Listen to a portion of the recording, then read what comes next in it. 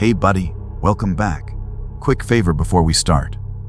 Subscribe to this channel. I dig up real cases you won't hear anywhere else. Comment your city and your viewing time. That way, YouTube will keep showing you stories like this one. Alright, lights off. Listen close. I spent 12 years as a deputy sheriff in rural Montana. Before that night on Highway 287, most people don't realize how dark and empty those stretches of interstate get after midnight. Miles and miles of nothing, but asphalt cutting through grassland, with maybe one car passing every half hour. I was working the graveyard shift that October, just me and my partner, covering about 200 miles of highway and the small towns scattered between them. The dispatcher, Nancy, was this 60-something woman who'd been there since the department opened. And she had this way of keeping her voice completely calm, no matter what came through those phones. But around 2:00 a.m. that Friday, even Nancy sounded rattled when she patched through the first call.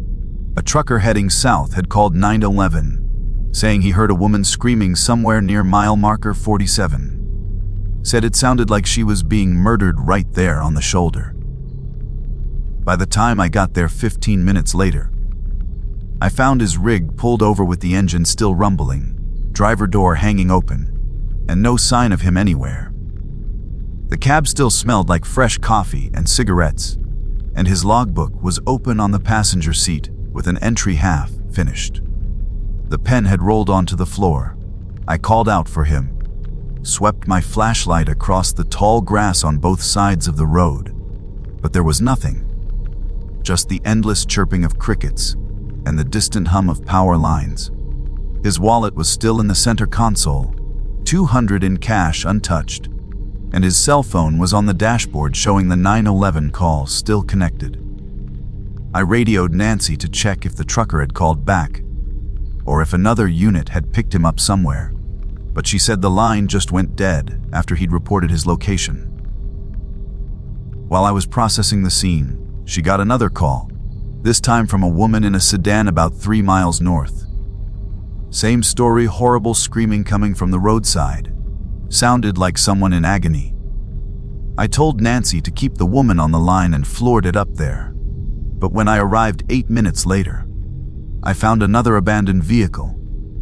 A silver Toyota with the engine running, purse still on the seat, driver's door wide open to the night. The pattern was too specific to ignore.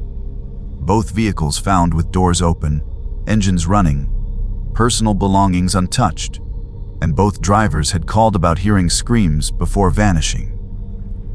I started documenting everything while waiting for backup, taking photos of the Toyota's interior. Noting that her coffee was still warm in the cup holder. Her phone showed a call to her husband at 11:47 p.m., probably letting him know she was on her way home.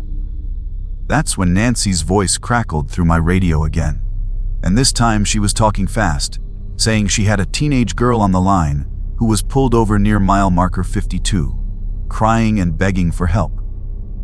The girl kept saying, "He's walking toward my car," over and over, and then Nancy played the audio for me through the radio. I could hear this kid, couldn't have been older than 17, sobbing and saying, "Please don't let him take me. He already took the others. I saw him put them in the..." And then nothing, just the sound of wind and static. Nancy tried calling back but got no response. I was only 4 miles from mile marker 52, so I hit the sirens and pushed my cruiser up to 90, calling for immediate backup from state police and anyone else within 50 miles. The whole time I'm driving, I'm trying to piece together what's happening. 3 people reporting screams, 3 people disappearing within an hour, all along the same 20-mile stretch of highway. When I reached marker 52, I saw the car immediately a beat up Honda pulled onto the shoulder with its hazards still blinking. The driver's door was open, just like the others, but this time I noticed something different. There were drag marks in the gravel leading away from the vehicle, like someone had been pulled across the ground.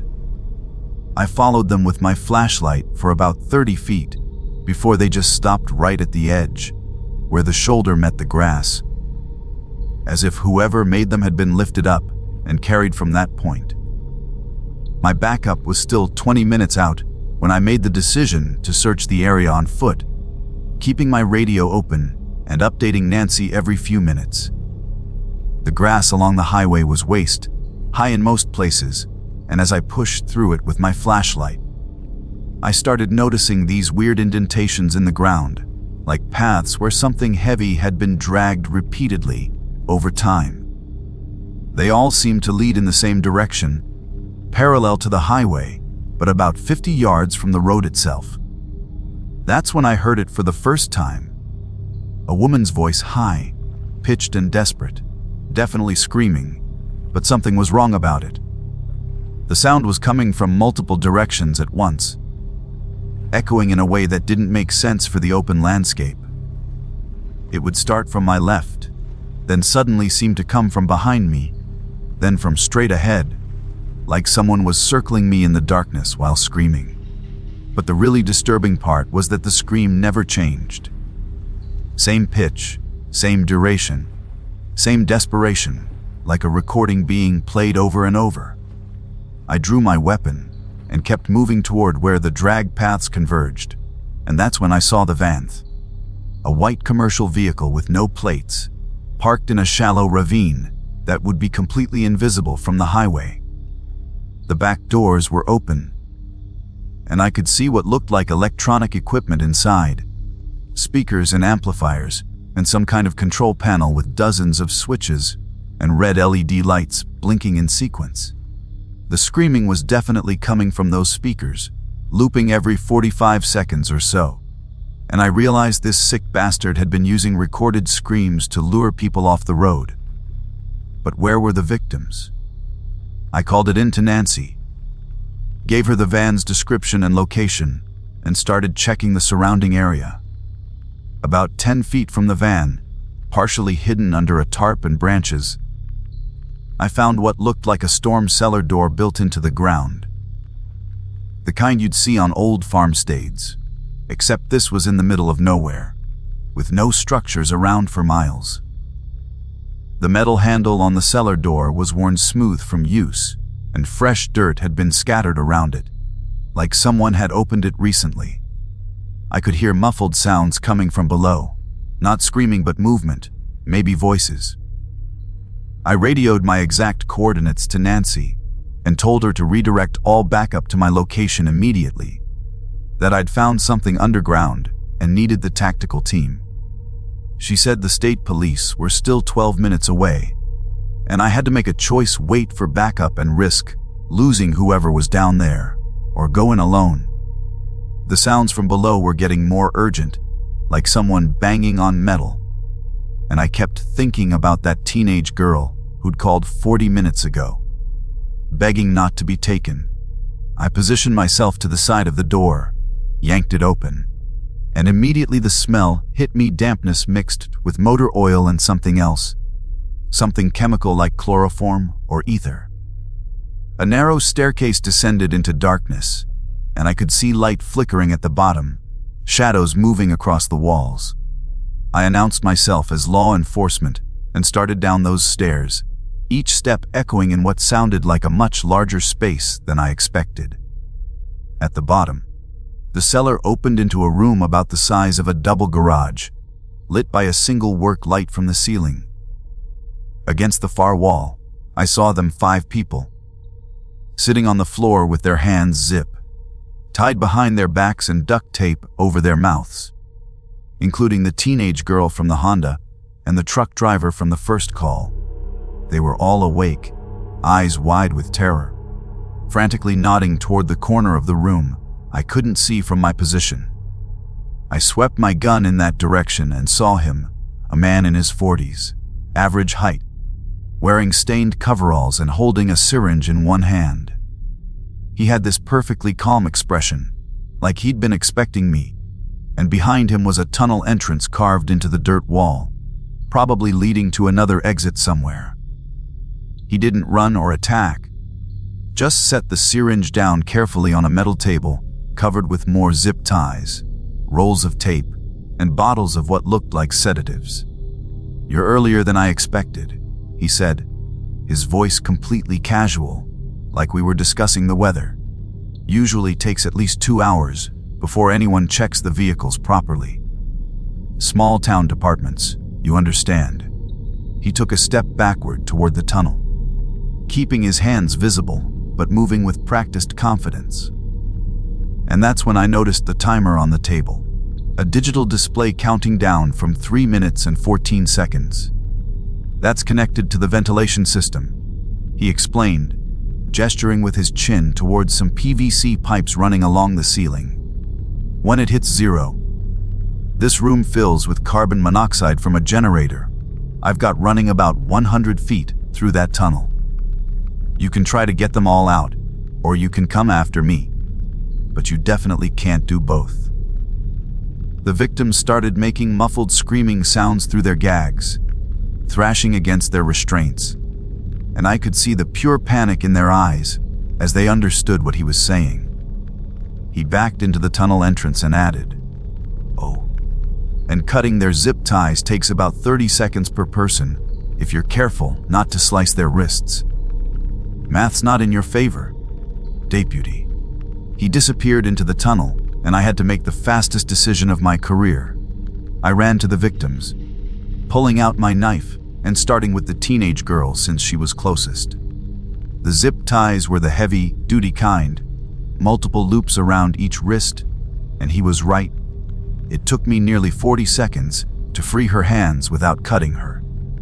She immediately ripped the tape off her mouth and started sobbing that there were others, that he'd been taking people for weeks and moving them through the tunnels to different locations. 2 minutes left on the timer.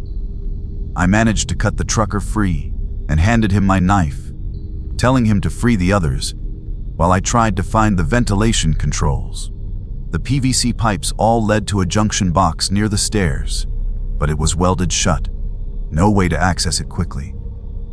The girl was helping tear tape off the others' mouths, and one of them, a woman in business clothes, gasped out that she'd seen him reset the timer earlier.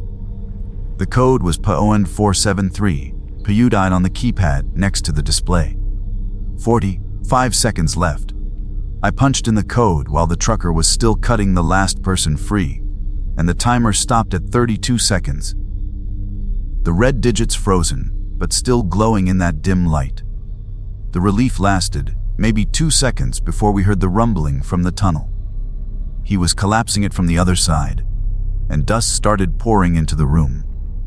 We scrambled up those stairs so fast that the teenage girl tripped, and I had to carry her the rest of the way, everyone coughing and choking on the dirt filling the air.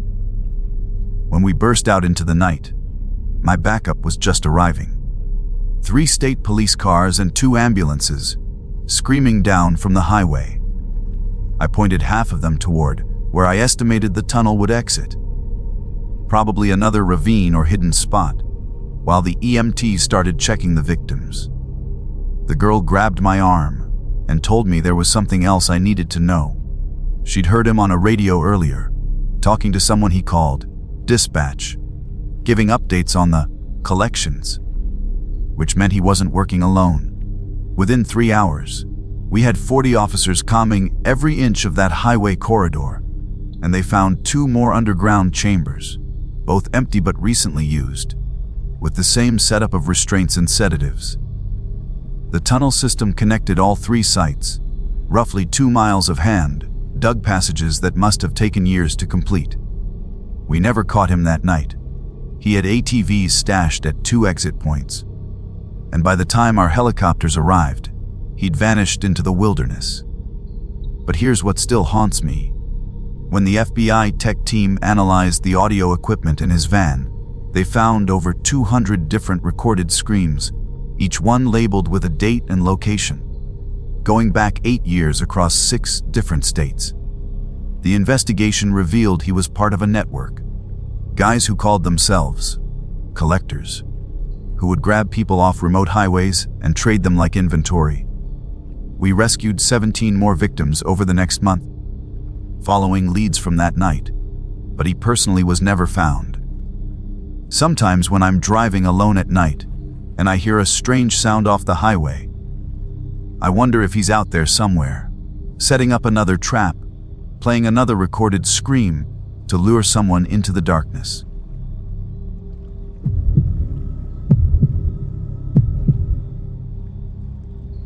Seven months have passed since that night on Willow Street, and I still can't drive past that neighborhood without feeling my chest tighten. I'm Officer Emily Carter. Been with the suburban police force for about 8 years now, and I thought I'd seen everything our quiet town could throw at me. Domestic calls were routine for me. I'd handled hundreds, maybe thousands. Most were verbal disputes that needed cooling down. Some required arrests, but they all followed a predictable pattern. That Wednesday night in early March started like any other swing shift. I was parked near the shopping center, finishing paperwork from a minor theft report, when dispatch crackled through about a disturbance at 4782 Willow Street. The neighbors, an elderly couple named the Johnsons, had called about violent arguing and what sounded like furniture being thrown around next door. The drive to Willow Street took maybe 6 minutes, and I remember thinking how peaceful everything looked under the streetlights. It was one of those cookie-cutter subdivisions built in the late 90s, all 2-story colonials with attached garages and perfectly manicured lawns. No, 4782 stood out immediately, though. Every light in the house was blazing, even the porch lights and what looked like basement windows. But there was no movement visible through any of the windows, no shadows passing by, nothing. The silence hit me as soon as I stepped out of my patrol car. After a reported violent argument, you expect to hear something continued shouting, crying. Maybe the TV turned up loud to cover the awkwardness. But this house was dead quiet, and all those lights burning made it feel like the place was holding its breath, waiting for something. I radioed my position to dispatch and approached the front door, noting the pristine welcome mat that read, "Bless this home," in cursive letters. The door was slightly ajar, maybe 3 inches open, and through the gap, I could see into the foyer. A ceramic vase lay shattered across the hardwood floor, dirt and wilted daisies scattered among the pieces. I announced myself loudly, "Police! Is anyone home? I'm coming in to check on your welfare," and pushed the door open wider with my shoulder. The smell hit me immediately, copper and bleach mixing together in a way that made my sinuses burn. In my 8 years on the force, I'd learned that smell meant someone had tried to clean up blood, and recently. The living room to my right looked like a tornado had torn through it. The coffee table was flipped, its glass-top spider, webbed with cracks, and the beige couch had been shoved hard against the wall, leaving deep scratches across the floor. Dark red droplets led from the living room toward the kitchen, getting thicker and more frequent as I followed them. In the kitchen, I found a pool of blood near the island counter, maybe 8 inches across, still tacky but not fresh, probably 2 or 3 hours old based on the consistency. Cabinet doors hung open, dishes scattered on the counters, like someone had been searching frantically for something. But what really made me draw my weapon was the basement door. It had been padlocked from the outside with a heavy, duty master lock, the kind you'd use on a storage unit. But someone had taken a hammer to it. The tool was still lying on the floor, and the lock hung twisted and broken from the hasp. Fresh scratches covered the door frame around the lock, deep gouges in the white paint that showed raw wood underneath. Whoever had been trying to get through that door had been desperate, working at it from multiple angles until they'd finally succeeded. I called for backup before descending those stairs, told dispatch I had signs of violence and needed another unit immediately. The basement stairs creaked under my weight, and that chemical bleach smell grew stronger with each step down. What I found at the bottom made me stop breathing for a moment. The basement had been converted into some kind of living space, but not the cozy rec room, kind you'd expect in suburbia. A stained mattress sat in the corner on the concrete floor, still bearing the indent of a body. Next to it, a bucket that I didn't want to examine too closely. A pile of women's clothing folded neatly on a plastic chair. But the worst part was the wall. Someone had drilled industrial, grade eye bolts into the concrete. 4 of them at different heights, with heavy chains still attached. The chains had blood on the cuffs, along with what looked like pieces of skin, where someone had struggled against them for a long time. On a workbench against the far wall, I found what made this whole scene click into place. There were 3 driver's licenses, all different women, all from different states: Illinois, Ohio, and Michigan. Next to them sat a notebook filled with schedules, times, and observations written in neat handwriting. Subject 3 refuses meals days 1-3. Subject 2 attempted communication with Subject 3. Separated immediately. New acquisition planned for next week, blonde early 20s. Spotted at campus library. My radio crackled with backup arriving, but I was already photographing everything with my phone, knowing how crucial every detail would be. The most recent entry was from that morning. Subject 3 broke during night. Unusual strength display. May need to terminate ahead of schedule. Below that, in different handwriting, shaky, barely legible, someone had written, "He's upstairs. Get out now." The floorboards above me creaked, and every muscle in my body went rigid. I hadn't cleared the 2nd floor in my rush to follow the blood trail and investigate the basement. I'd violated basic protocol. I could hear footsteps now, slow and deliberate, moving from what sounded like directly above toward the stairs. My backup was outside, probably just entering the house, but they didn't know someone was still here. I keyed my radio as quietly as possible. Suspect still in house, 2nd floor. Approach with extreme caution. The footsteps stopped.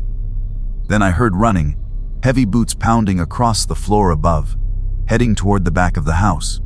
I bolted up the basement stairs, taking them 2 at a time, just as I heard glass shatter somewhere upstairs. By the time I reached the 2nd floor, with 2 other officers behind me, we found a bedroom window completely smashed out, curtains billowing in the night air. The bedroom told another part of the story. Men's clothes filled the closet, all organized by color, and the dresser held a collection of watches, rings, and wallets, trophies, I realized, from victims' boyfriends or husbands. On the nightstand sat a police scanner still turned on, and a laptop that was open to a University of Michigan student directory. But the detail that haunts me most was the wall behind the bed. He'd covered it with photos from social media, dozens of young women at coffee shops, libraries, grocery stores, all taken from a distance, all unaware they were being photographed.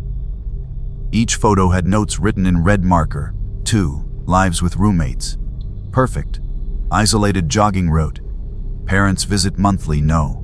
Some photos had large X's drawn through them, and checking later, we found those women matched missing persons reports from surrounding counties. The one marked Subject 4, next week, showed a young brunette studying at a Starbucks. Her car keys visible on the table with a distinctive palm keychain. We set up a perimeter immediately, K9 units tracking from the broken window. But the bastard had planned even his escape route.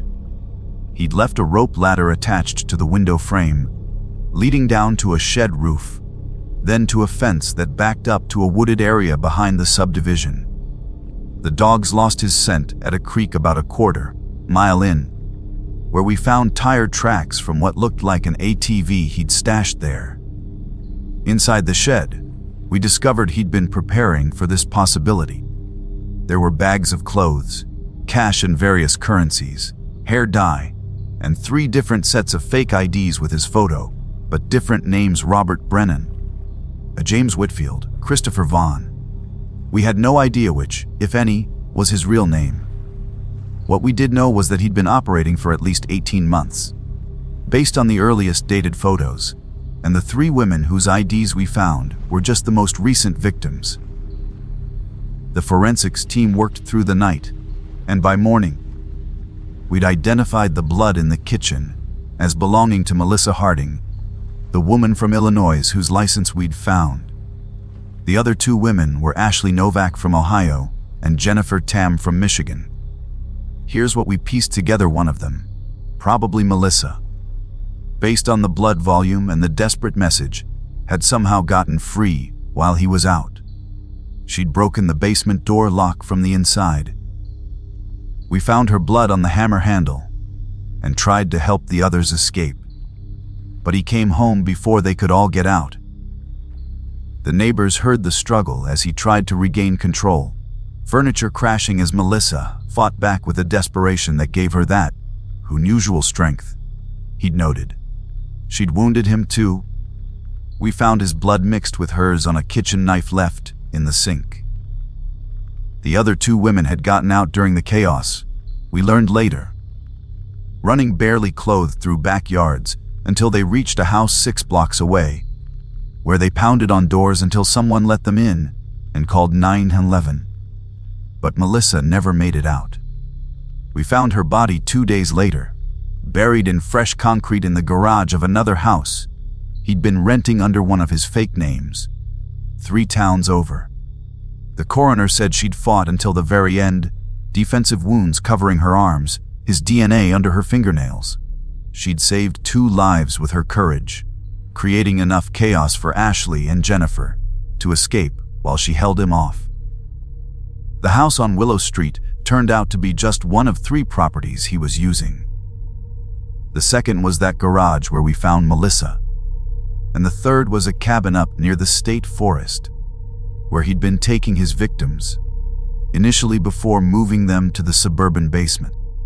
Each location showed the same meticulous planning, the same horrible attention to detail.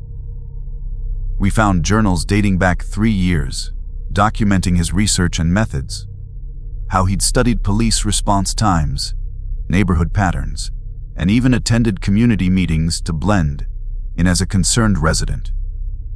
Ashley and Jennifer spent weeks in the hospital recovering, both physically and mentally, from their ordeal. They testified before a grand jury, and their descriptions finally gave us a real profile of him: mid-30s, around 6 feet tall, brown hair always kept short and neat, spoke with a slight southern accent he tried to hide. He knew law enforcement procedures, possibly former military or police himself, based on his methods. The FBI took over the case after we found evidence suggesting he'd operated in at least 4 other states before settling here. They're still hunting him, sending updates occasionally, following sightings that never pan out. Sometimes I drive past that house on Willow Street. It's been sold now, renovated completely. A young family lives there, with no idea what happened in their basement. But I know. Ashley and Jennifer know. And somewhere out there, he knows too.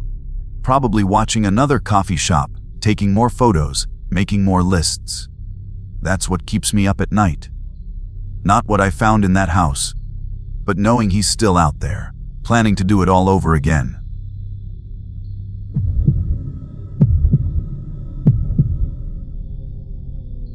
Colorado nights in September get cold fast, and that Friday the temperature had already dropped to near freezing by the time I clocked in for my shift at the 911 dispatch center.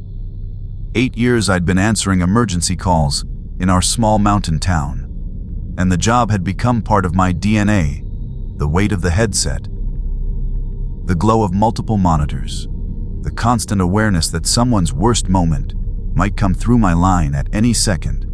The dispatch center sat in the basement of the police station. No windows.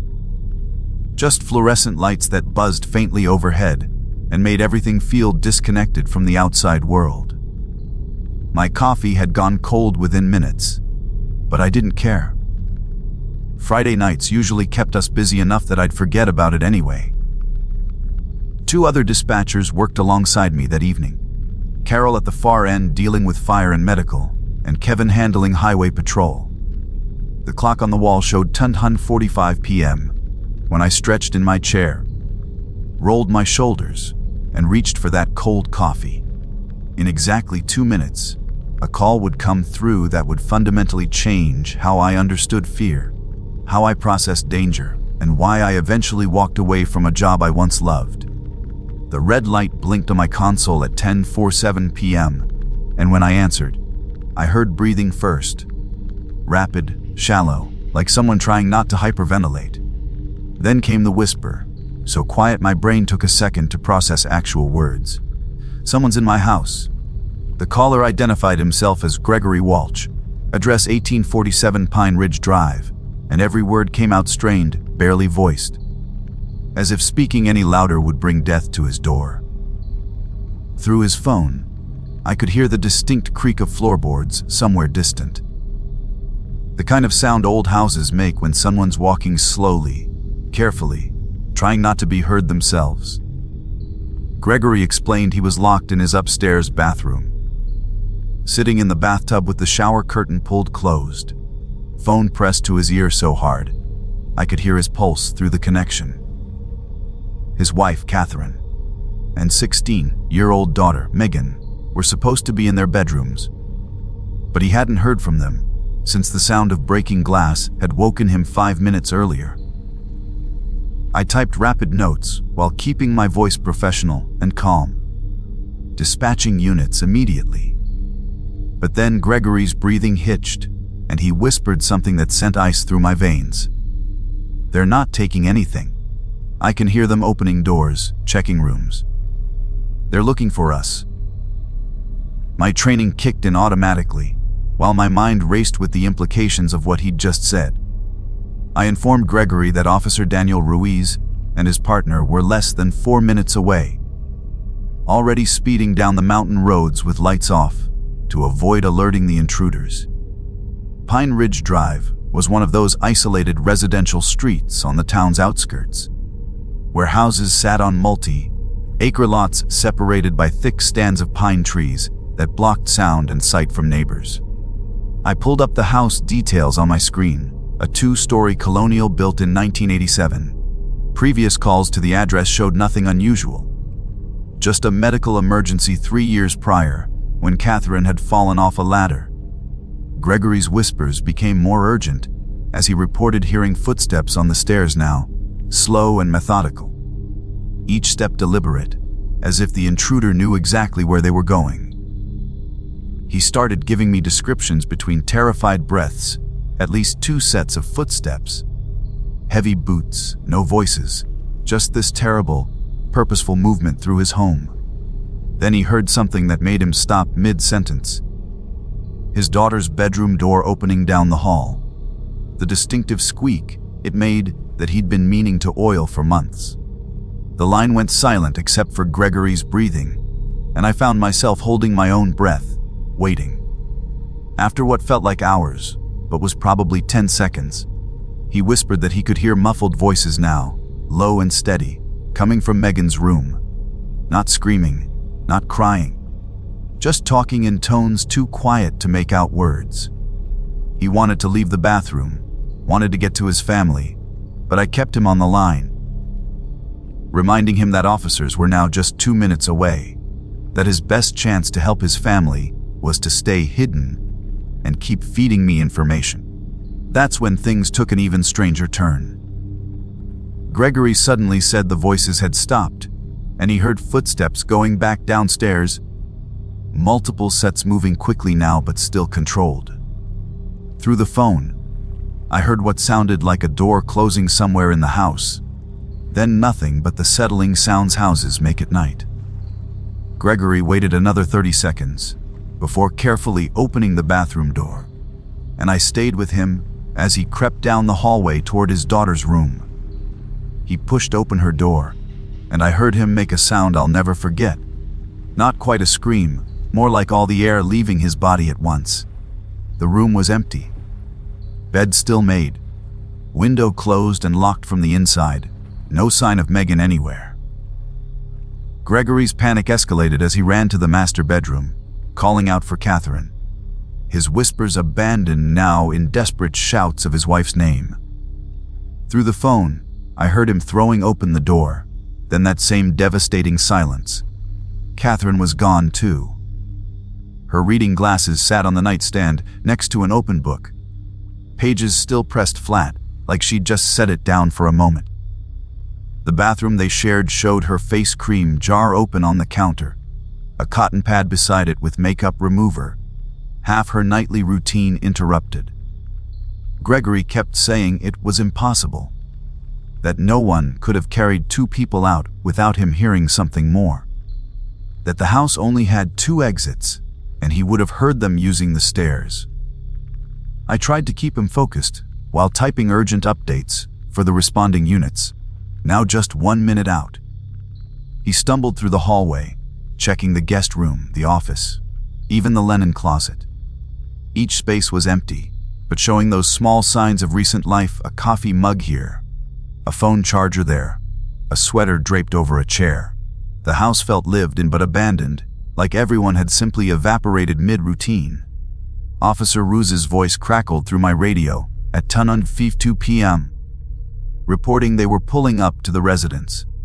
And that's when Gregory said something that made everyone in the dispatch center turn toward my station. "Wet?" He breathed into the phone. "I can see the police car from the window, but the kitchen door downstairs is opening again. Someone's coming back in."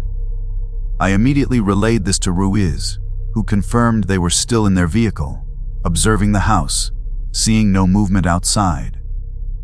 Gregory's breathing became erratic as he described hearing those same heavy footsteps entering through the kitchen, moving with purpose toward the staircase.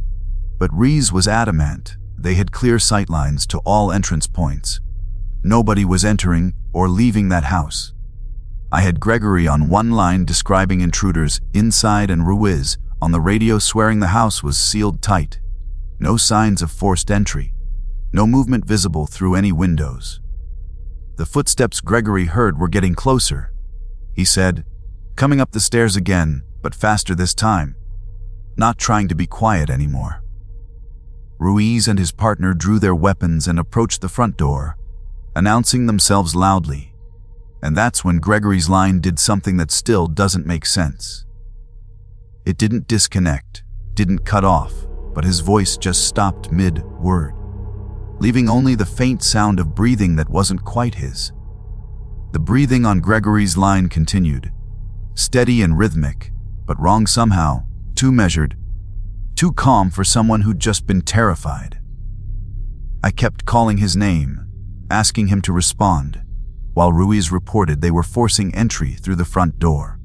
The sound of splintering wood came through both the radio and, eerily, a half-second delayed, through Gregory's still, open phone line. Ruiz and his partner swept through the first floor, their tactical movements echoing through Gregory's phone, creating this disorienting double audio that made my head spin.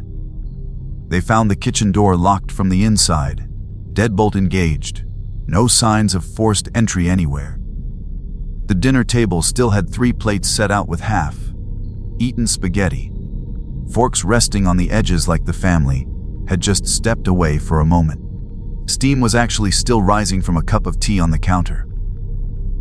Ruiz called out for the family, announced themselves as police, but the house gave back nothing but their own voices. I kept Gregory's line open, that breathing still there, unchanging, and I noticed Carol and Kevin had both moved closer to my station, listening with expressions I'd never seen on their faces before. Ruiz reported moving to the second floor, and through Gregory's phone, I heard their boots on the stairs seconds before Ruiz's radio transmission confirmed it. They found the master bedroom exactly as Gregory had described. Catherine's book open, her glasses waiting, that half-finished nighttime routine frozen in time. Megan's room showed a similar suspension of normal life. Homework spread across her desk, a pencil lying across an unfinished math problem, her laptop still warm and logged into a social media page where a half-typed message sat in a chat box. "Mum's calling me for din." The bathroom where Gregory had hidden was empty, bathtub dry, no sign anyone had been there recently. But here's what made me request a different assignment. The next day, Ruiz found Gregory's phone in the kitchen, lying on the counter next to that steaming cup of tea. The call duration showed 11 minutes and 34 seconds, still active, still connected to my line. When Ruiz picked it up and spoke into it, I heard his voice clearly through my headset, but that breathing continued underneath it, as if coming from somewhere else entirely. Somewhere that wasn't that kitchen, wasn't that house, maybe wasn't anywhere a person should be able to call from. The investigation that followed turned up details that only made things worse. The Walsh family's car was in the driveway, keys hanging on the hook by the door. Wallets and phones were all accounted for, except for how they could have left. Security footage from the only gas station on Pine Ridge Drive, about a quarter-mile away, showed nothing. No vehicles passing during the time frame, no people walking by, absolutely no movement except for a single deer around 10:30 p.m. The technical team analyzed the 911 call and confirmed it originated from the house's landline. But here's where it gets impossible to explain.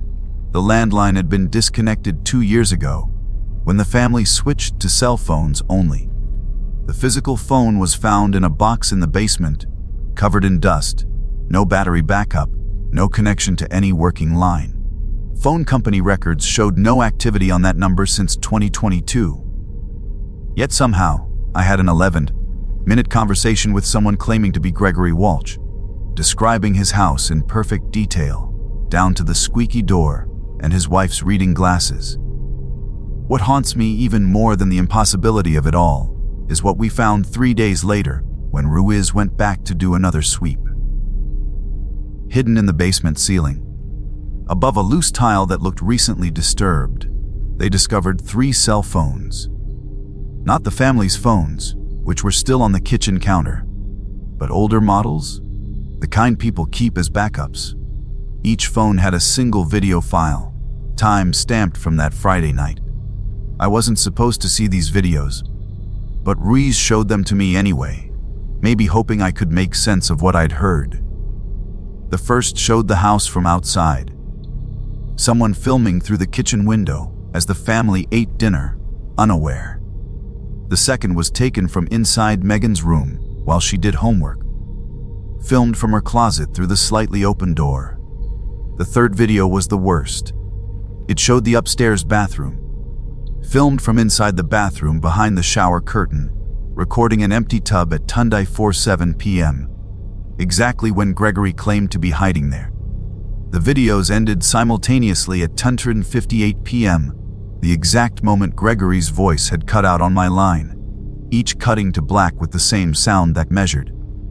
Wrong breathing I'd heard continue on the call.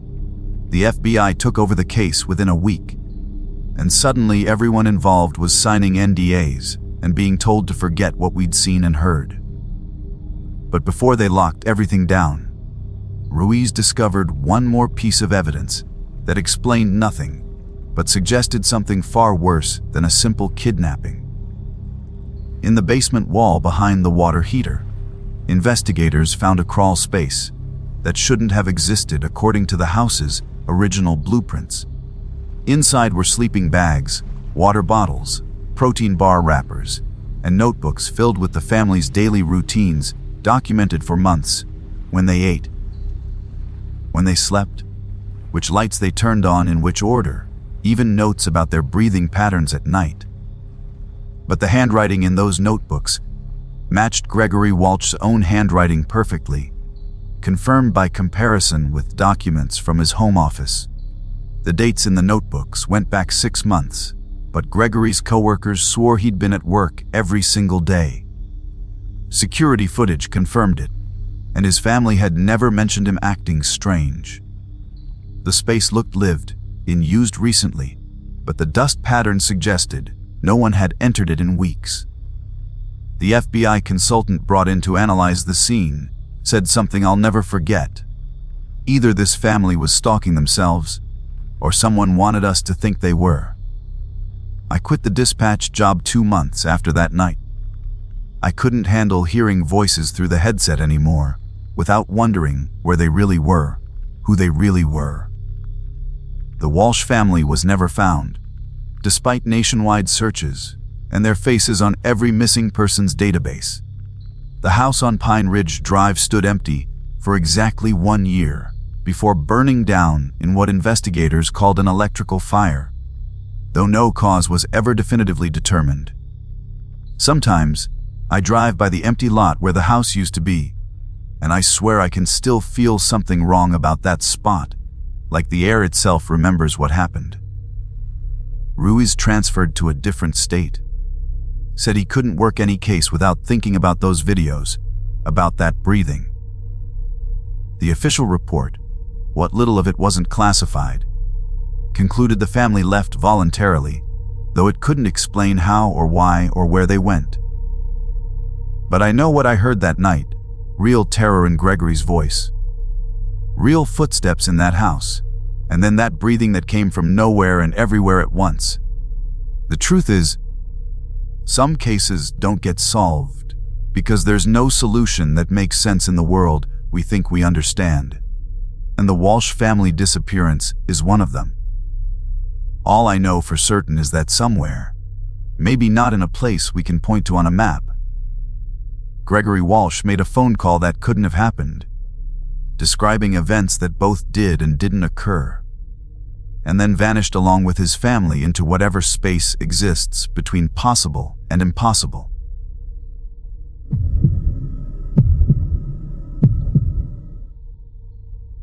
I need everyone here to understand that what I'm about to share isn't some creepypasta or urban legend. This actually happened to me and 12 other families in our neighborhood last summer. I'm a 34-year-old accountant, married with 2 kids, and we've been living in our house in a quiet subdivision outside Phoenix for about 6 years when everything went to hell. Life was pretty standard suburban stuff. Barbecues on weekends, kids playing in the cul-de-sac, everyone keeping their lawns perfect for the HOA. I worked from home most days. My wife Lauren taught at the local elementary school, and our biggest concern was whether our son made the Little League team. That all changed on a Wednesday morning in late July when I woke up on my living room floor with the worst headache of my life and absolutely no memory of how I got there. The first thing I noticed, besides the splitting pain behind my eyes, was that my mouth tasted like I'd been sucking on pennies all night. Lauren was passed out on the couch, still in her pajamas, and our kids, 8-year-old Jason and 6-year-old Mia, were sprawled on the carpet near the TV, which was still playing some cartoon on low volume. The digital clock on the cable box showed 1100 a.m., which made 0 sense because my internal alarm always woke me at 6:30, even on weekends. I tried to sit up, and the room spun so violently I had to grab the coffee table to keep from falling over. That's when I saw our front door was wide open, morning sunlight streaming in, and muddy footprints tracked across our hardwood floor, leading straight to our bedroom. I crawled over to Lauren and shook her shoulder, fighting waves of nausea with every movement. She groaned, and her eyes fluttered open, but they were unfocused, pupils dilated like she'd just come from the eye doctor. "What? Why am I?" she mumbled. Then her maternal instincts kicked in, and she jolted upright, immediately regretting it as she clutched her head. We both scrambled to the kids, checking pulses, breathing, making sure they were okay. Jason stirred when I touched his forehead, muttering something about purple elephants, which would have been funny if I wasn't absolutely terrified. While Lauren stayed with them, I forced myself to stand and follow those muddy prints, using the wall for support. They went through our bedroom, into our walk-in closet, and stopped right at the small safe where we kept important documents, some cash, and Lauren's grandmother's jewelry. The safe door hung open, completely empty. The next hour was a blur of confusion and growing panic. I called 911 while Lauren got the kids to slowly wake up, giving them water and checking them over. The dispatcher kept asking if we needed an ambulance, and honestly, I didn't know. We were all conscious and breathing, but something was clearly, horribly wrong with us. 2 police cars showed up within 10 minutes, followed by an ambulance and, weirdly, a hazmat team. Officer Reeves, a tall woman with sharp eyes and a notebook already out, started asking questions while the EMTs checked our vitals. My blood pressure was through the roof. The kids were groggy but responsive, and Lauren kept forgetting words mid-sentence, which scared me more than anything else. But what really made my gut clench was when Officer Reeves asked if we'd checked on our elderly neighbor, Mrs. Patterson, because they'd gotten 3 similar calls from our street in the last 20 minutes. The hazmat team went straight to work with these handheld devices, sweeping them around our doors and windows like they were looking for something specific. One of them, a younger guy whose badge said floors, suddenly called his supervisor over when his device started beeping near our mail slot. They had a quick, hushed conversation. Then Floors came over with this serious expression and asked if we'd noticed any unusual smells last night. Maybe something sweet or chemical, like. Lauren and I exchanged confused looks. We'd gone to bed around 10 p.m. after watching the news, and everything had been completely normal. That's when the real horror hit me. We had absolutely no memory of anything between going to bed and waking up on the living room floor. Not a dream. Not getting up to use the bathroom, nothing, just a complete black void where 8 hours of our lives should have been. They evacuated our entire street, 13 houses in total. The Ngayans from 2 doors down were missing their new laptops and a watch collection. The Andersons across the street had their entire home office cleaned out, and poor Mrs. Patterson, they found her unconscious in her hallway, severely dehydrated. The ambulance rushed her to the hospital, and I later heard she spent 3 days in the ICU. The police set up a command center in the community center parking lot, and one by one, they interviewed each family. The stories were eerily similar. Everyone went to bed normally, woke up late and disoriented in weird places, and found their homes ransacked with surgical precision. The thieves had taken only specific, valuable items, electronics, jewelry, cash, but had left TVs mounted on walls, had ignored cars in garages, hadn't touched credit cards sitting on counters. Detective Briggs, who'd been called in from the city, said it was the most organized burglary ring he'd seen in 20 years of police work. The test results came back that afternoon, and Detective Briggs gathered all the families in the community center to explain what had happened to us. They'd found traces of sevoflurane, a medical-grade anesthetic gas, around our mail slots, bathroom vents, and even in some cases, through gaps under doors. Someone had literally gassed our entire street, like we were patients going under for surgery. The detective explained that the thieves had probably used a modified pump system, maybe something disguised as maintenance equipment, to flood our homes with enough gas to keep us unconscious for hours. The dose had been carefully calculated, enough to knock us out completely, but not enough to kill us, though Mrs. Patterson came dangerously close due to her age and health conditions. What made me want to vomit was when he said they'd found evidence suggesting the crew had been inside our homes for at least 2 to 3 hours, walking around us, stepping over our unconscious bodies, going through our personal belongings while we lay there completely helpless. Lauren couldn't stop crying after that meeting, and honestly, neither could half the neighborhood. The violation went beyond just stolen property. These people had been in our homes, had seen us at our most vulnerable, had moved us around like furniture to get us out of their way. The Ngayan's teenage daughter, Sophia, had been found in the bathtub fully clothed, and she had no memory of walking there. The Andersons discovered their 2-year-old had been taken from his crib and placed on their bed, surrounded by pillows. My own son Jason had apparently been moved from his top bunk to the floor because they needed to search his desk underneath. The forensics team found latex glove prints everywhere, boot prints from at least 4 different people, and traces of the gas lingering in our carpet and furniture fabric. They told us to wash everything, air out our houses for at least 48 hours, and see our doctors for blood work to make sure there were no lasting effects from the anesthetic. But here's where things got even darker. 5 days after our street was hit, Detective Briggs called me personally. They'd found similar cases in 2 other subdivisions in the area, one from 3 weeks before us, another from 6 weeks back. Same MO, same type of gas, same selective theft pattern. But in the most recent case, in a neighborhood called Desert Springs about 15 miles from us, something had gone wrong. A family of 5, the Walkers, hadn't woken up when they should have. The father was diabetic, the mother had sleep apnea, and the combination of their medical conditions with the gas had put them both in comas. Their 3 kids, ages 5, 9, and 11, were found conscious but severely disoriented, unable to wake their parents, trapped in the house for almost 14 hours before a concerned coworker called for a welfare check. Mr. Walker died 2 days later from complications, and Mrs. Walker was still on a ventilator when Briggs called me.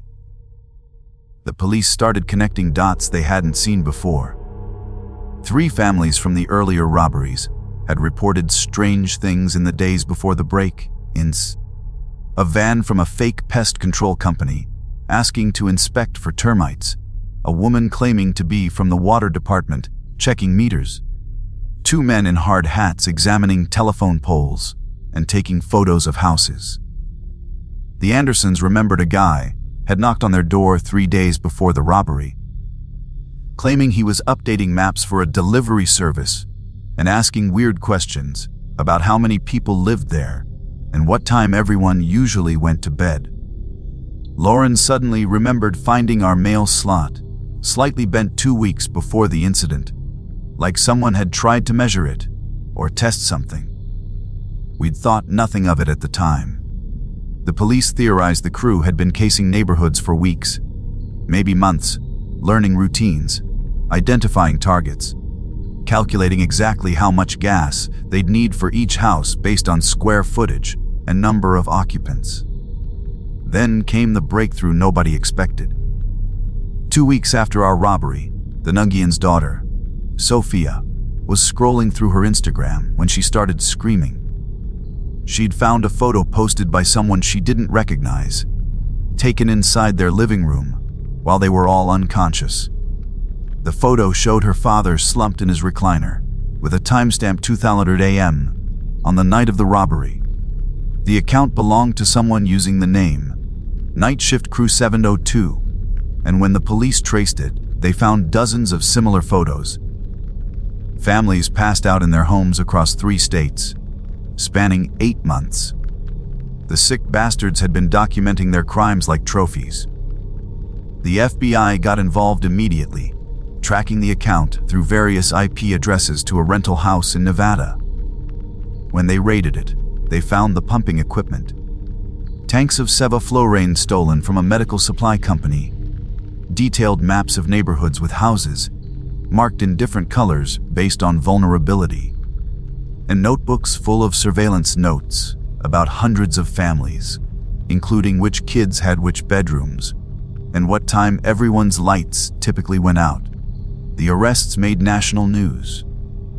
4 people were charged initially, 2 brothers named Garrett and Shane Hoffman, who had worked as HVAC technicians and knew exactly how to exploit home ventilation systems, their cousin, Diana Ross, who had nursing training and calculated the gas dosages, and her boyfriend, Paul Kramer, who'd worked in hospital equipment maintenance and had stolen the anesthetic supplies over a period of 2 years. But during interrogation, Diana broke down and revealed something that still makes me sick to think about. They hadn't just been robbing houses, they'd been selling access. For the right price, they'd gas a specific house and let someone else come in to do whatever they wanted. while the family was unconscious. 3 cases were identified where nothing was stolen, but evidence suggested someone had been in the homes for hours. One family had found their teenage daughter's room disturbed in ways that I can't even write about. The FBI expanded the investigation, ultimately arresting 11 more people across 4 states who had paid for this service. The trial lasted 3 months. Garrett Hoffman got life without parole after they linked him to Mr. Walker's death and the conspiracy charges. Shane got 40 years. Diana got 35 after cooperating with prosecutors, and Paul got 28 years. The others who'd paid for access got sentences ranging from 15 to 30 years, depending on what they'd done in those houses. Our family testified, along with 43 other victim families. Seeing those people in orange jumpsuits. Hearing Diana describe in clinical detail how she'd calculated doses to keep children unconscious without killing them. Watching the prosecutor show those Instagram photos of unconscious families like they were vacation snapshots. It was surreal and nauseating. The judge called it one of the most disturbing cases of organized crime he'd seen in 30 years on the bench. The medical supply company that had failed to notice 2 years of missing sevoflurane faced massive lawsuits and criminal negligence charges. New federal laws were passed requiring stricter monitoring of anesthetic substances and mandatory reporting of any theft within 24 hours. We moved 6 months later. Couldn't do it anymore.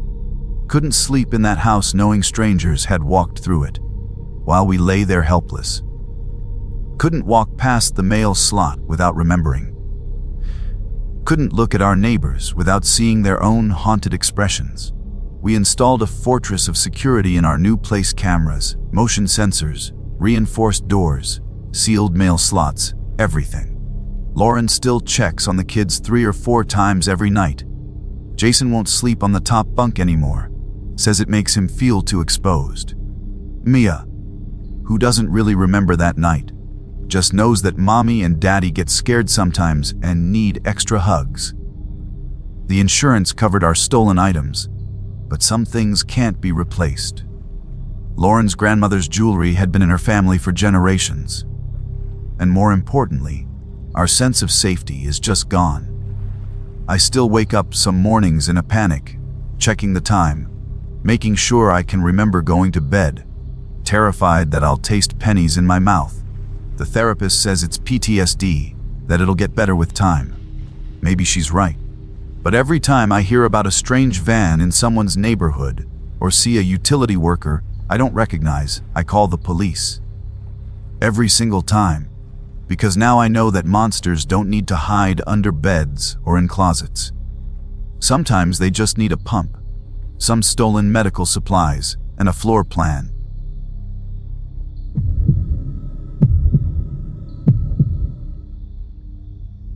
"10 years wearing a badge teaches you to expect the unexpected, but nothing in my training prepared me for what happened on Route 49 last August. I was Officer Michael Grant with the state police, working the graveyard shift out of a small station that covered about 300 miles of rural highways. Most nights were quiet drunk drivers, speeding tickets, the occasional deer collision. I actually preferred those long, empty stretches of asphalt at 200 a.m. Just me and my cruiser, and the radio crackling with distant chatter from other units. My wife, Amy, always worried about me working alone out there, especially after our daughter Chloe was born. But I'd tell her the isolation was actually safer than city patrol. Fewer people meant fewer problems. Or at least that's what I believed until that night. When dispatch called about the silver sedan, the call came in around 200 a.m., and I remember the exact time because I just finished my 3rd cup of coffee and was noting it in my log when dispatch broke through the static. Unit 74. We've got a situation. Multiple 911 hang-ups from a cell phone. GPS shows it's moving northbound on Route 49 near mile marker 82. That put it about 15 minutes from my position. The dispatcher, Betty, sounded different than usual. There was an edge to her voice I'd never heard before. She'd been working dispatch for 20 years, and nothing rattled her. But something about these calls had her spooked. Michael. The caller hasn't said a word in any of the calls, but the line stays open for exactly 17 seconds each time before disconnecting. We've had 6 calls in the past 40 minutes, all from the same number registered to a 2018 silver Toyota Camry. Plate number Whiskey, Tango 4379. I flipped on my lights and headed north, pushing my Crown Vic up to 90 on the empty highway while Betty fed me updates. I spotted the Camry about 12 minutes later, doing exactly 55 in the right lane, like it was on cruise control. Nothing unusual about the driving pattern, no swerving, no speed changes, just steady as a metronome. I ran the plates to confirm, and sure enough, it matched Betty's information. The registered owner was listed as Harold Simmons, 67 years old, address in Brookfield, about 2 hours away. No priors, no warrants. Just a retired electrician with a clean record. I called it in and told Betty I was initiating a traffic stop, then hit my sirens for a quick burst to get the driver's attention.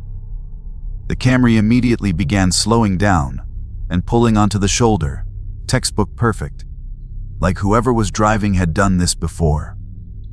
The whole thing felt routine, except for this weird pressure in my chest, like the air had gotten heavier somehow. Even with my windows up and A/C running, I could feel the humid August night pressing against the glass. The Camry came to a complete stop about 50 feet ahead of my position, engine still running, brake lights glowing red in the darkness. I positioned my cruiser at the standard offset angle, keeping my spotlight trained on the rear window, while I radioed my location to dispatch. Through the back glass, I couldn't make out anyone in the driver's seat.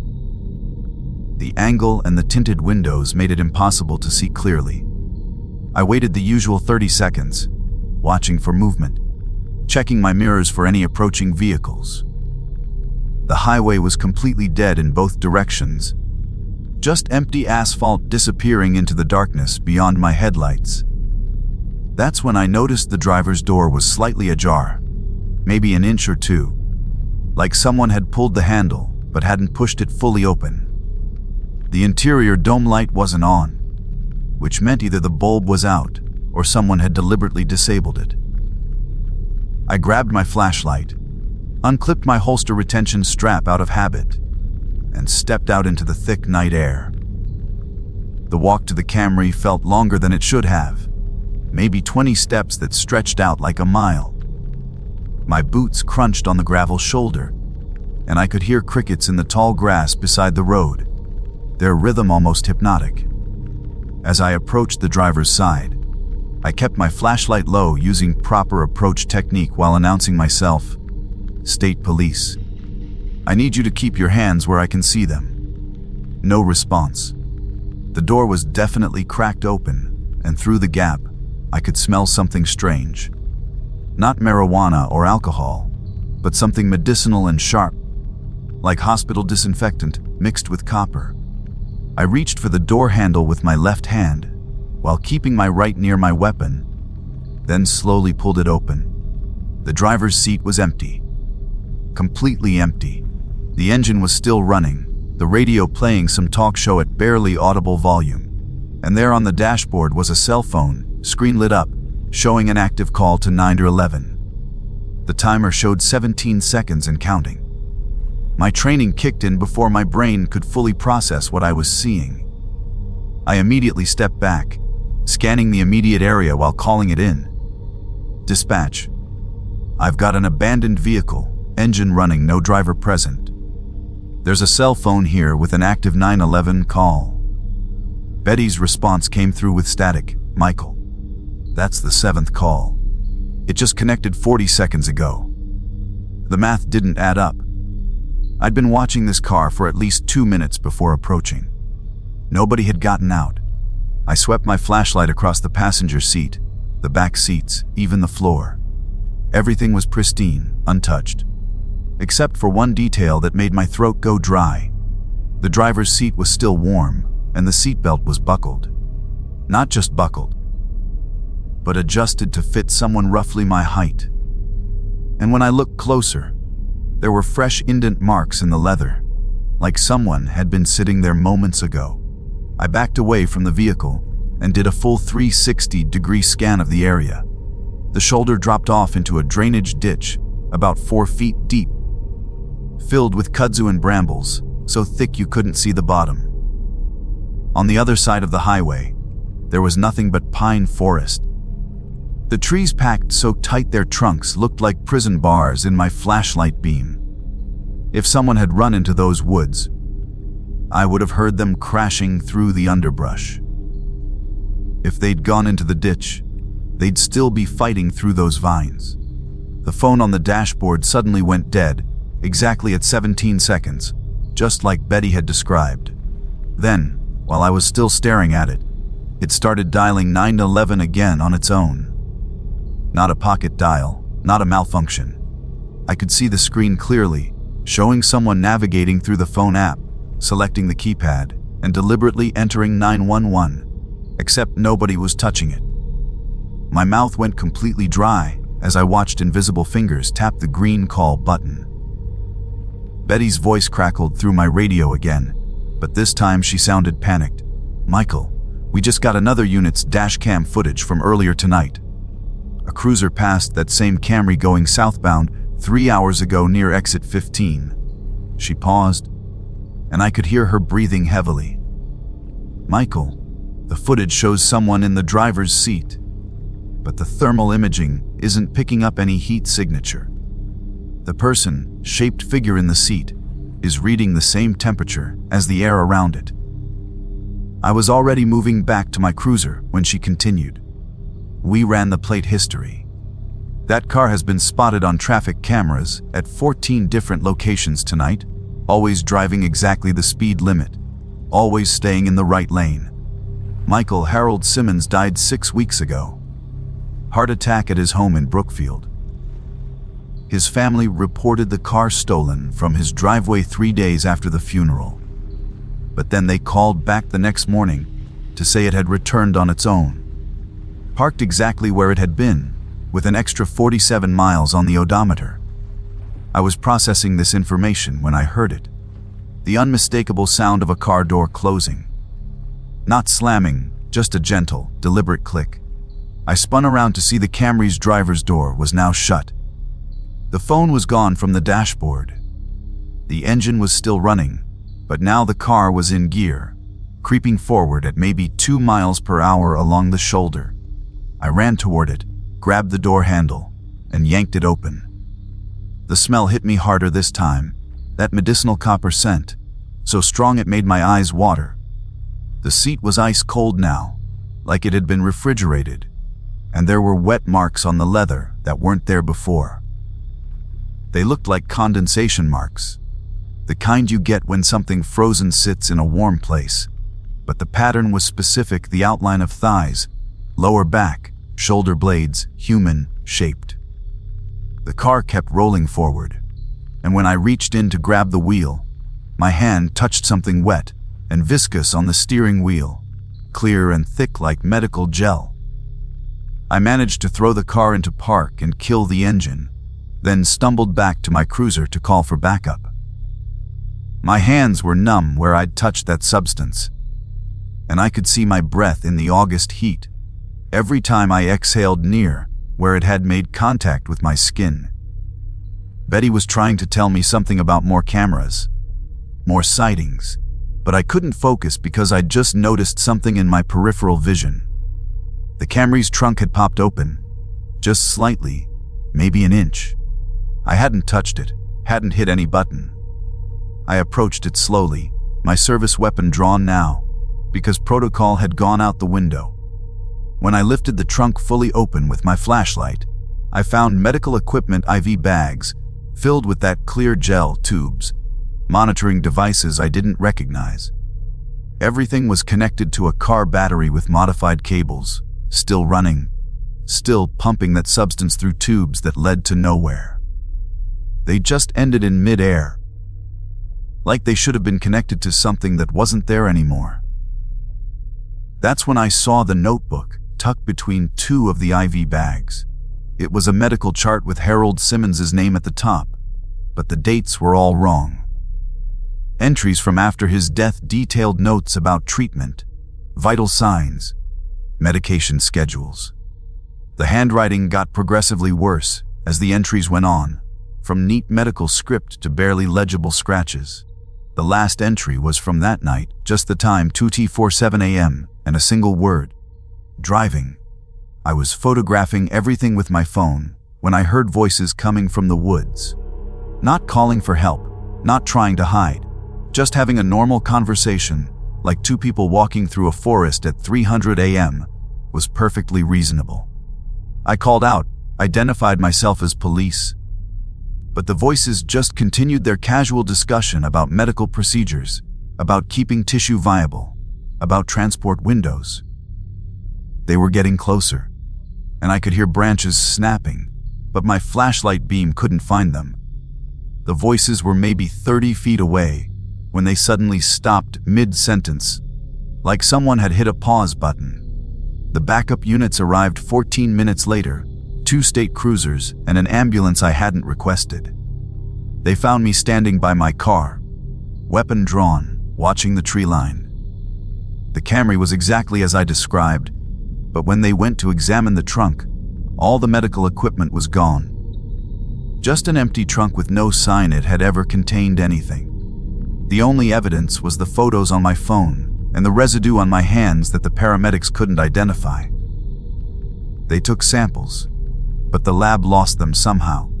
The Camry was impounded, but it disappeared from the lot that same night, cameras mysteriously offline for exactly 17 minutes. Harold Simmons's family called the next morning to report the car was back in their driveway again, 47 more miles on the odometer. They sold it to a dealership the next day, and I heard it's been sold 3 times since then. Each owner reports the same thing. Sometimes they wake up to find it's been driven during the night, always exactly 47 miles, always returning before dawn. I transferred to day shift after that, and eventually left the force entirely. I still can't explain what happened that night, but sometimes when I'm driving alone and see a silver Camry in my rearview mirror, doing exactly the speed limit, I take the next exit.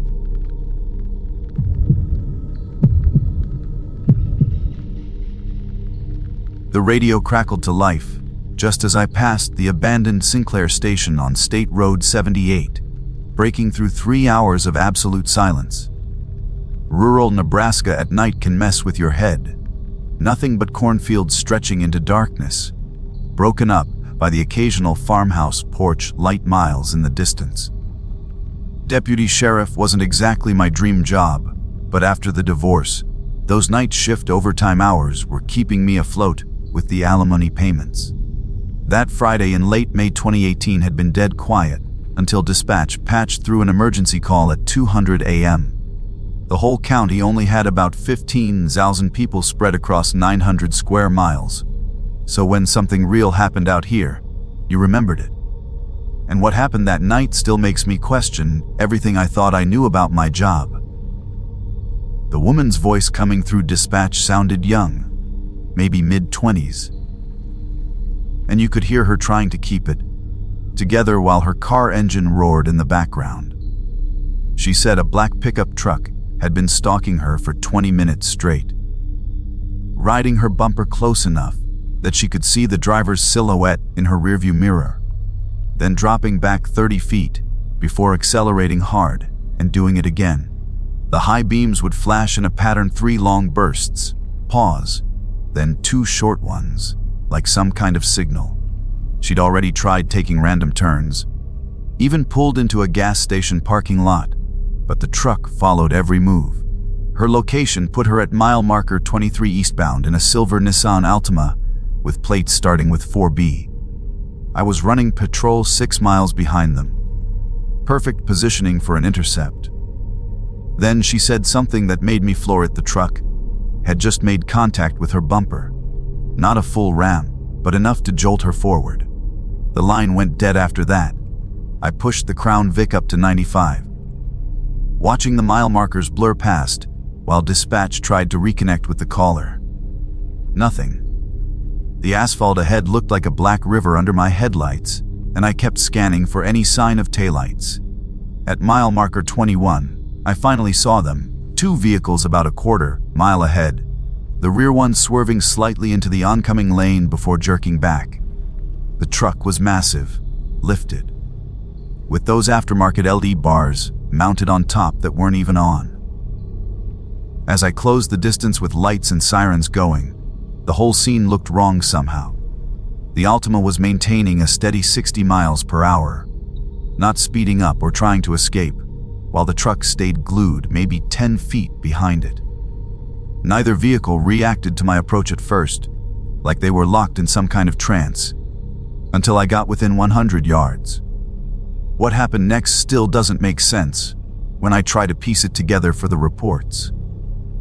The truck's brake lights flared bright red, and it started decelerating hard, forcing me to hit my own brakes to avoid ramming it from behind. Then every light on that truck, headlights, taillights, LED bars, even the cab interior light, shut off simultaneously, like someone had pulled a master switch. The vehicle became a black shape against a black road, and before I could process what was happening, it veered sharp right onto a dirt access road between the cornfields. I had to make a split-second decision. Follow the aggressor into unknown terrain with no backup for miles, or stick with the victim who might need immediate help. Training kicked in. Secure the victim first. By the time I looked in my side mirror, there was nothing but darkness where that access road met the highway. The Altima kept rolling forward at the exact same speed, never accelerating, never slowing down, like cruise control was engaged. I pulled alongside it, shining my spotlight through the driver's window, and my chest tightened when I saw the steering wheel turning slightly left and right on its own, making micro corrections to keep the car in the lane. The driver's seat was empty, no one in the passenger seat either. The car was driving itself down State Road 78 at 60 miles per hour with nobody inside. I called it into dispatch, hearing my own voice crack as I described what I was seeing. They asked me to repeat it twice, probably thinking I was having some kind of episode. I accelerated past the Altima and gradually moved into its lane, tapping my brakes to force it to slow down. The empty car's automatic emergency braking kicked in, and it finally stopped about 50 yards from my patrol unit. The hazard lights started blinking the moment the car stopped, which made my skin prickle. Someone had to have hit that button. I approached with my weapon drawn, flashlight in my other hand, checking every window before reaching the driver's door. It was unlocked, hanging slightly ajar like someone had jumped out in a hurry, but the wind hadn't caught it yet. The interior dome light was working, illuminating an iPhone still mounted to the dashboard, screen showing an active 911 call that had been running for 8 minutes and 43 seconds. The seat was pushed all the way back, way too far for someone the caller's size based on her voice. A pair of white Adidas sneakers sat neatly on the passenger floor, laces still tied. The engine was running, air conditioning blowing cold, and the radio was playing some pop station at a barely audible volume. But what really got me was the smell: cigarette smoke, fresh, maybe 2 minutes old at most, except there were no cigarettes anywhere in the car. I circled the vehicle with my flashlight, looking for any sign of the driver. The shoulder was just dirt and gravel for about 10 feet before the cornfield started, and those stalks were packed tight, 7 feet tall at least. No footprints in the dirt, which had that crusty surface from the afternoon rain we'd gotten earlier. The only marks were my own boot prints and the car's tire tracks, where it had drifted slightly onto the shoulder while stopping. I even checked underneath the car with my flashlight. Nothing but hot asphalt smell and dripping condensation from the A to C. Dispatch informed me that backup was still 22 minutes out, coming from the opposite end of the county. They'd managed to trace the phone number from the 911 call to a Brianna Morse, 23, from Lincoln, about 2 hours away. Her phone was still connected to the call, but when dispatch tried talking through it, no one responded. The cornfield started rustling about 30 feet from where I stood. Not like wind, because everything else was dead still. The sound moved parallel to the road, keeping pace as I walked back toward my patrol car to grab better equipment. That's when I noticed something that made me stop cold. The Altima's odometer was still ticking up, the tenths of a mile digit rolling forward, even though the car was in park with the emergency brake engaged. The GPS on the dashboard showed the vehicle's location as moving eastbound at 60 miles per hour, already 3 miles past our actual position. I took a photo with my phone because I knew nobody would believe this. The rustling in the corn got louder, closer, maybe 15 feet away now, and I could hear what sounded like fabric dragging against the stalks.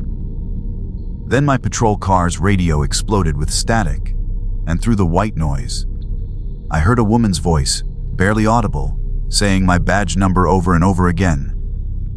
The thing is, I'd never told the caller my badge number.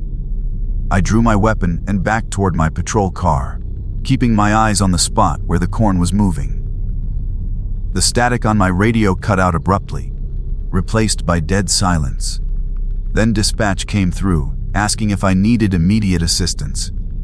Before I could respond, headlights appeared in my rearview mirror, 2 sets approaching fast from the west. The first was a state trooper I recognized, Tom Aldrich, who must have been closer than the backup dispatch had mentioned. But behind him, keeping perfect pace about 40 yards back, was a black pickup truck with those LED bars on top. The same truck from before. I was certain of it. Tom pulled up behind my unit and got out, asking what the situation was, but I was already pointing at the truck behind him. When we both turned to look, the road was empty. Nothing there but darkness and Tom's own shadow, stretching back from my patrol car's headlights.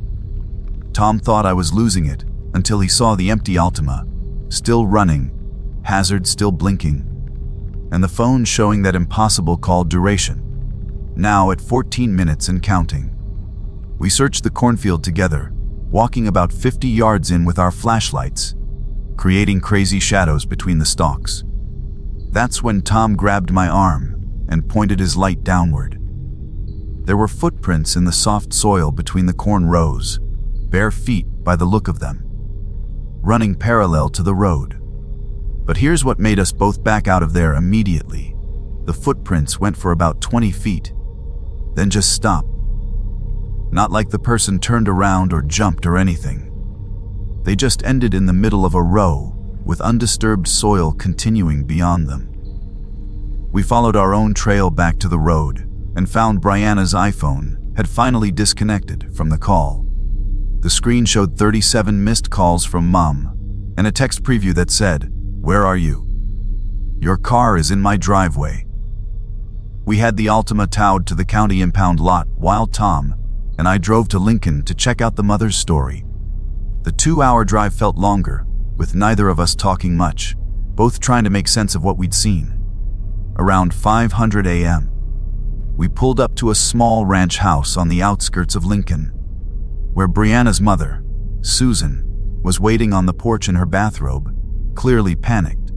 She led us to the driveway, where a silver Nissan Altima sat parked, same model as the one we'd just towed, but this one had license plates starting with 7G. Susan swore Brianna had come home around 11 p.m., said she was exhausted from her shift at the hospital and went straight to bed. We asked to see her, and Susan took us inside, but when she opened Brianna's bedroom door, the bed was empty, still made, with her work scrubs folded neatly on top. The window was locked from the inside, no sign of disturbance anywhere. The real Brianna Morse was reported missing that morning. Her car, the one in her mother's driveway, had her purse and hospital ID badge still in it. The Altima we found on State Road 78 didn't exist in any DMV database. The VIN number came back as invalid, like someone had just made it up. The phone we found wasn't registered to anyone. It had no contacts, no apps, no photos. Just that single outgoing 911 call in its history. State police took over the investigation, but after 3 weeks of searching, they found nothing. No black pickup in any registration database matching what we saw, no explanation for the bare footprints, no trace of Brianna. Tom transferred to a different county 6 months later, said he couldn't drive that stretch of road anymore without feeling sick. I stuck it out another year before putting in for early retirement. The case is still open, technically, but nobody talks about it at the department. Sometimes I drive past that spot on State Road 78, always during daylight, and I swear the corn seems to lean toward the road there, even when there's no wind.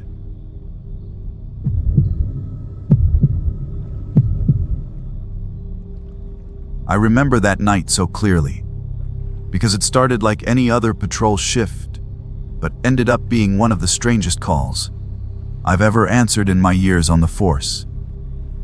I was assigned to the late shift, the kind that always drags a little slower, and I'd just been sitting in my cruiser, going through the usual dispatch chatter when the call came through.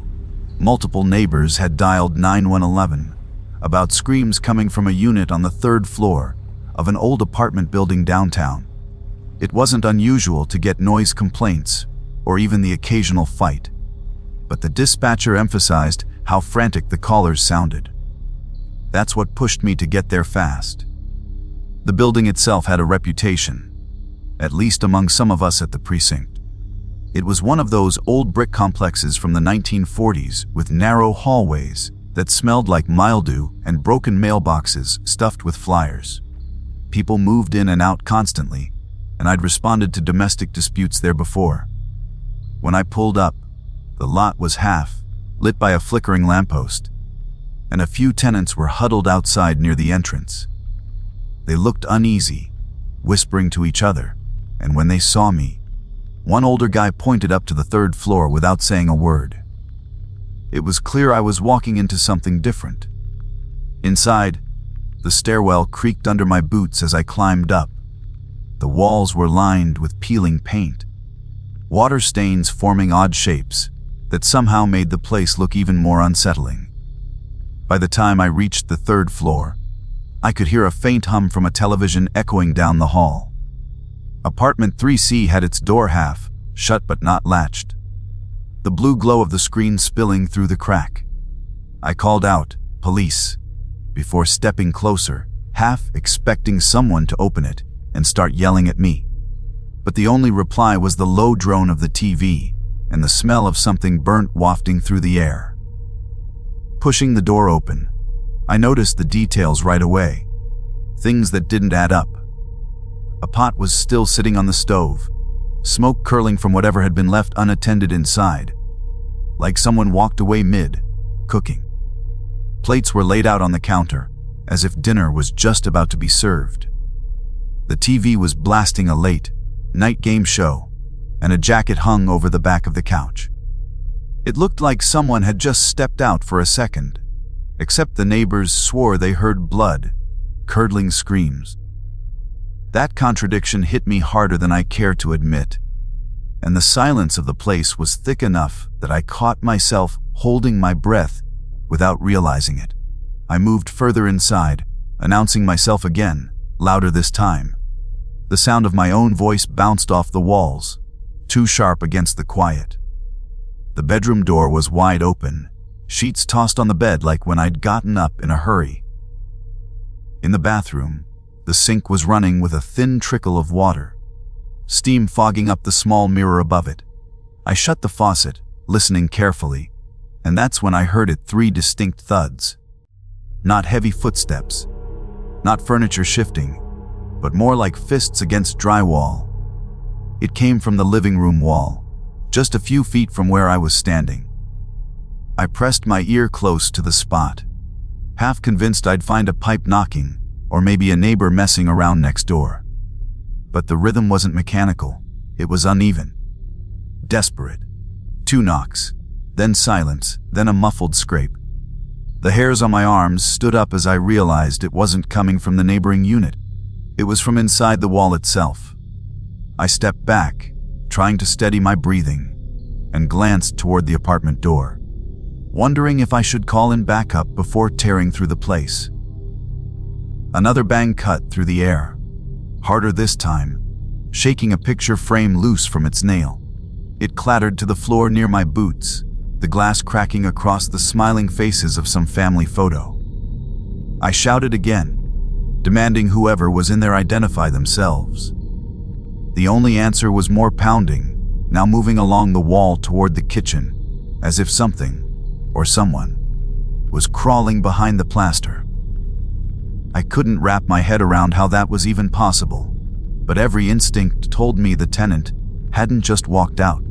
I pulled out my radio to request additional units, but before I could key it, a voice slipped through the static of the TV. Not a show host anymore, not the game show laughter. It was faint, almost buried beneath the noise, but I caught it, a man's strained voice repeating, "Help me." The sound wasn't synced with the broadcast. It seemed to be leaking through the speakers in short bursts. My stomach tightened as I realized the calls weren't from a neighbor. I was guessing someone really was trapped, and I was standing in the only place where the walls themselves seemed to breathe. I drew closer to the kitchen wall, where the banging had shifted. The cabinets rattled slightly with each strike, like the force was pushing through from the other side.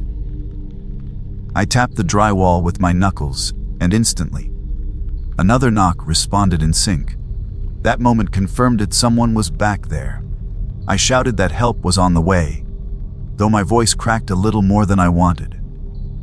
My radio finally came alive, and I quickly called for backup and maintenance to bring tools. While I waited, I kept talking, trying to reassure whoever was trapped, even though they never spoke back again. Minutes stretched like hours until the second unit arrived.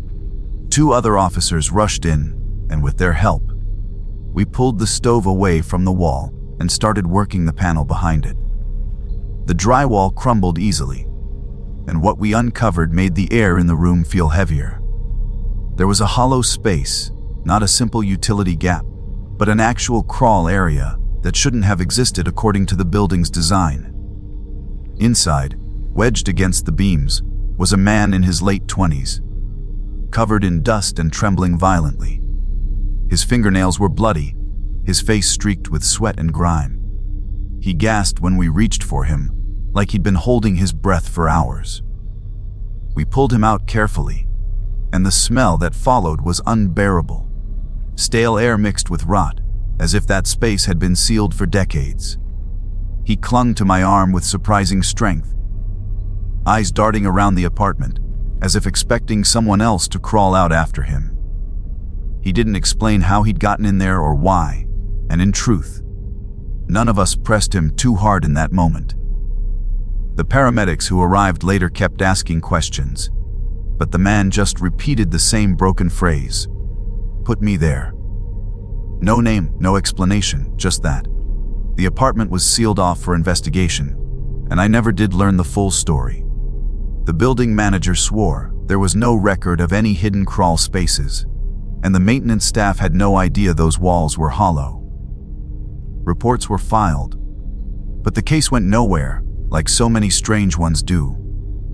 To this day, when I think back on that night, the detail that sticks with me isn't the banging or the smell. It's the sound of that faint voice slipping through the TV, begging for help. I can't explain it, and maybe I never will, but I know what I heard. And I'll never forget pulling a living person out of a wall that shouldn't have existed.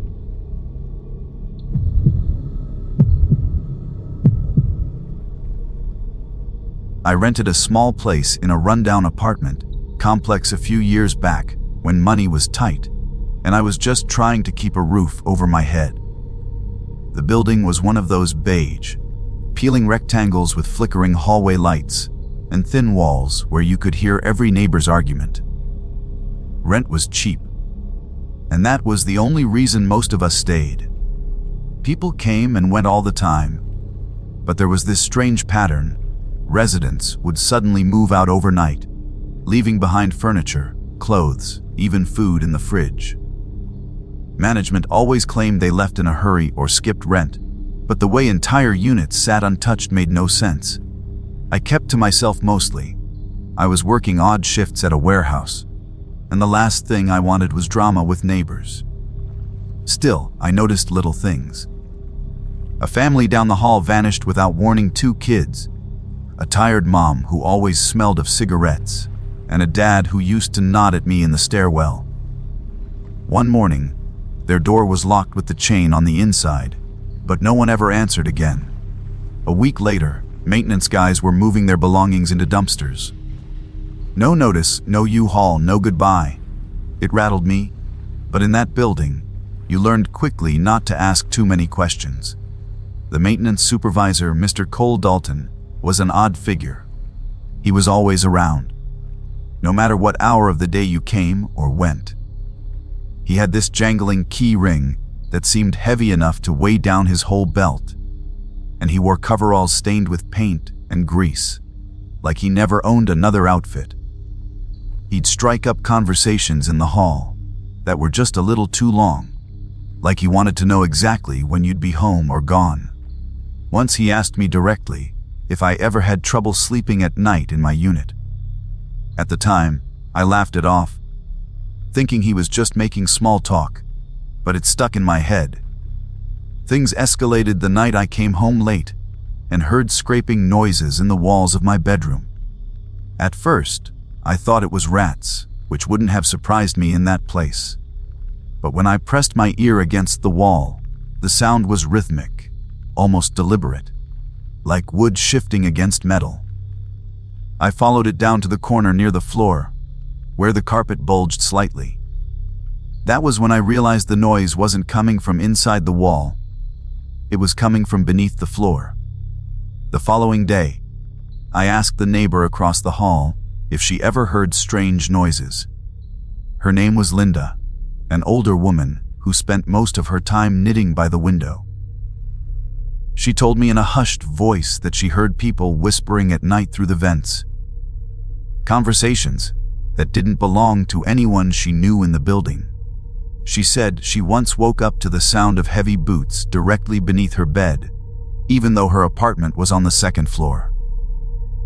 The way she looked at me, wide-eyed, lips trembling, made it clear she wasn't joking. It unnerved me so badly that I slept with my lamp on that night. 2 weeks later, a unit on the 1st floor was sealed off with yellow tape. The police came in unmarked cars, no sirens, no noise. They carried evidence boxes out and spoke in low voices. When I asked Dalton what happened, he smirked and said, "Routine inspection. Nothing you need to worry about." But his eyes didn't leave mine, as if he was daring me to ask again. That same night, I heard the scraping return, louder and longer, this time like someone dragging a tool along metal. It kept going until 3 in the morning. Eventually, word spread that detectives had found something beneath the building. They didn't announce it to everyone, but rumors traveled fast in a place like that. One tenant swore they saw police hauling ladders, flashlights, and crowbars into the basement. Another claimed they watched officers crawl into a hatch hidden behind the boiler room. I couldn't shake the image of Dalton's keys. How they seemed endless. How he always looked like he knew more about the building than anyone else. What really broke me was when I woke up one night to the sound of my own lock clicking slowly, like someone was testing it. I sat up in bed, heart racing, staring at the doorknob as it rattled gently, then went still. The next morning, there was nothing. No scratch marks, no damage, just silence in the hallway. When I confronted Dalton, his response chilled me. "Doors don't always keep people safe around here," he said. It was casual, almost like a joke, but I could tell he meant it. Detectives eventually went public after another disappearance drew too much attention. They announced that a hidden system of crawl spaces and tunnels had been discovered beneath the building, connecting units through the walls and floors. The place had been modified years earlier, not by contractors but by Dalton himself. He had cut hidden access points behind closets, under sinks, even through the elevator shaft. The idea that he'd been crawling through those spaces while we slept made me sick to my core. When they arrested him, the news spread like wildfire. They said he admitted to checking in on tenants at night, watching them through vents or cracks he created. The abductions weren't random. He picked people who lived alone, who wouldn't be missed right away. Some victims were found alive in a locked storage area in the basement, disoriented and terrified, while others were never located. It was the kind of story you'd expect from a horror movie, not the place where I'd been paying rent. I moved out within days of the arrest, breaking my lease without a second thought. I didn't care about losing my deposit or owing fees. The last night I spent there, I barely closed my eyes. Every creak in the floorboards felt like someone shifting beneath me.